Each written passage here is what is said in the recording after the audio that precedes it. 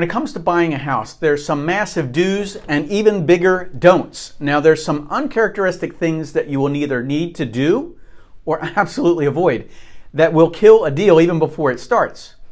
Look, my real estate team has helped over 2,000 clients successfully close on a home, a condo, or land, and my real estate channel here on YouTube has over 1,000 videos. Now, there's certain things that we do and a lot of things that we don't do. But if you haven't noticed, things are changing drastically, and there's a lot more competition.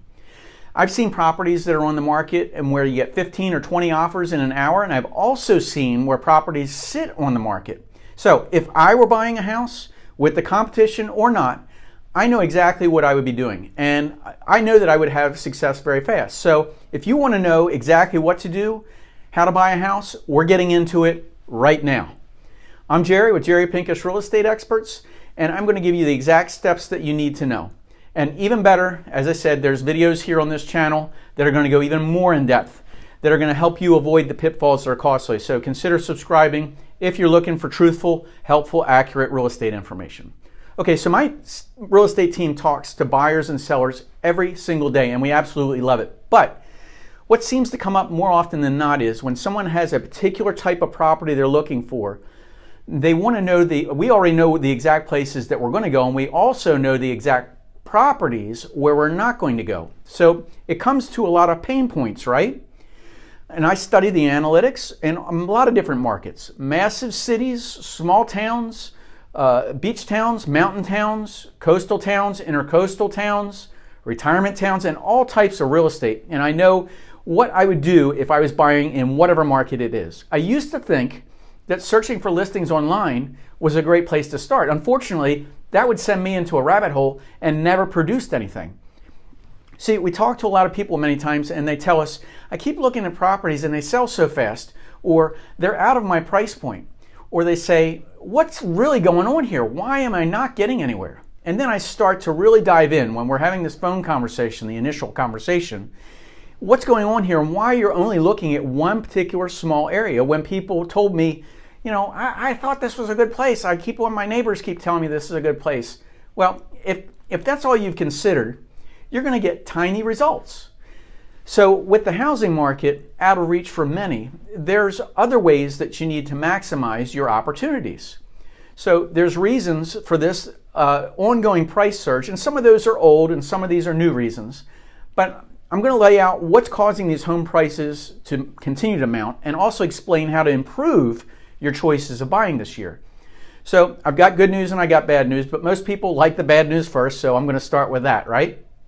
Here's 6 reasons that prices will remain high. And then I'm going to go into what you can actually do about it, all right? So number 1, continuing supply chain disruptions. You've heard this before, but the slowdown in supply chains is a problem that began at the start of the pandemic. And it continues to derail builders' plans for building new homes and construction. The new construction was recently down 4% from the previous month. Now, this is only one reason why the shortage in housing is a supply and demand issue. It's a sales price inflation as well. And experts are hoping supply chain issues would clear up by now, but guess what? Building materials aren't coming in faster. But since this hasn't really kicked in and it hasn't happened, contractors are actually pulling back and not accepting nearly as many projects. Number 2, already low existing home inventory. Existing home sales are few and far between at the moment, and this is compared to the actual demand. Did you know at the end of 2021, inventory of unsold existing homes dropped by 860,000? That's a record low. Now, the inventory shortage has added to the wealth gaps. Now, what I mean by that is NAR, National Association of Realtors, has a current supply deficit of roughly 400,000 homes, fewer homes, for families earning $75,000 to $100,000 a year, compared to where we were at the start of 2020. Now, to put that in perspective, only one affordable listing is available for every 65 households. Number 3, some sellers feel stuck. Okay, what does that mean? Lack of inventory also impacts the homeowners who want to sell their house, but they feel they're not confident enough to make the purchase in this ultra competitive market. They can't find a house. So many buyers are saying the market has gotten intense and they can't make an all-cash offer or afford to waive inspections and simply can't compete with other people who have those resources. So for the average American, selling a home usually is what you do right before you're buying a new one, right? Number 4, homeowners are tapping their home equity and staying put. This is a trend. Even though rates are increasing, historic rates, interest rates that is, are normally historic average of 8%. Now this benefits low interest rates recently that we've had, and the property values has spurred homeowners to take advantage of the buying power and the equity in their home. Some are replacing their old mortgage with a new higher balance loan even, and they're taking the difference out in cash and using it to either pay down debt or consolidate debt or pay for home renovations or some other big ticket expense.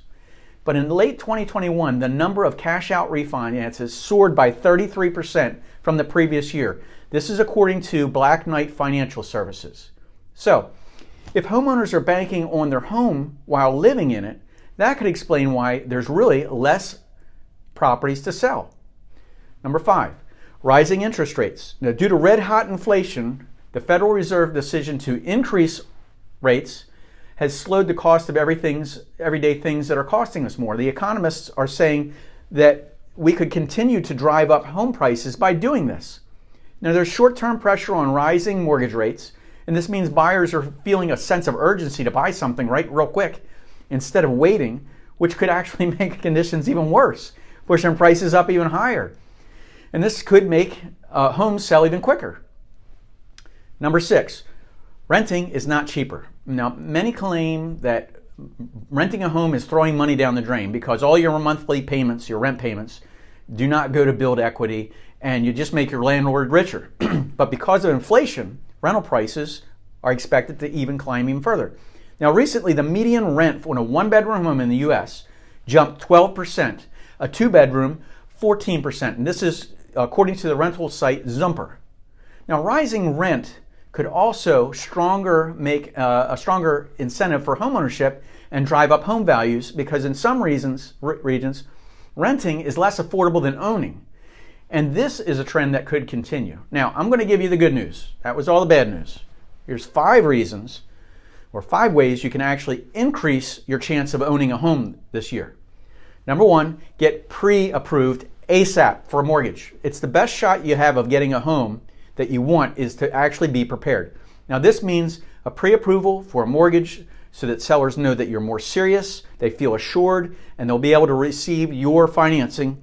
And you as a prospective buyer, when you have this pre-approval, also lets you make an offer sooner. As soon as something hits the market, they're going to be accepting bids. So it's in a matter of days. You need to jump in. Number 2, avoid major job changes during this buying process. And why? Because if you're considering changing jobs during this great reshuffle of jobs, it may impact your ability to actually qualify for a loan. Mortgage experts say that quitting a job right before closing on a home could jeopardize your loan application since you have to prove that you've got the income to support those payments. Number 3, consider buying in the off-season. Now, historically, the spring is the most robust of all home buying seasons. It typically is when you can expect more inventory and more options. If you keep looking in the summer or in the cooler months, you may have fewer homes and higher interest rates at that point. So there are also fewer buyers, which means prices tend to cool off. Now, in the face of less competition, that opportunity might present itself. Number 4, go in with your best and highest offer first. Don't miss out on the home that you love by lowballing on an offer. Though you should always work within your budget, today's market has no patience for back and forth between buyer and seller, honestly. If you're pleased with the home and you want to provide your best and final offer as soon as possible. Number 5, seek intel from the local expert. And working with an experienced real estate agent who has been helping clients throughout this pandemic, who really works in your local area, is also a key. Why? Because they can give you clues as to the best practices when dealing with sellers. And you ever heard the term a day late and a dollar short? Look, a local expert can have the knowledge of when properties are coming to the market, which can give you a jump start on the other buyer competition.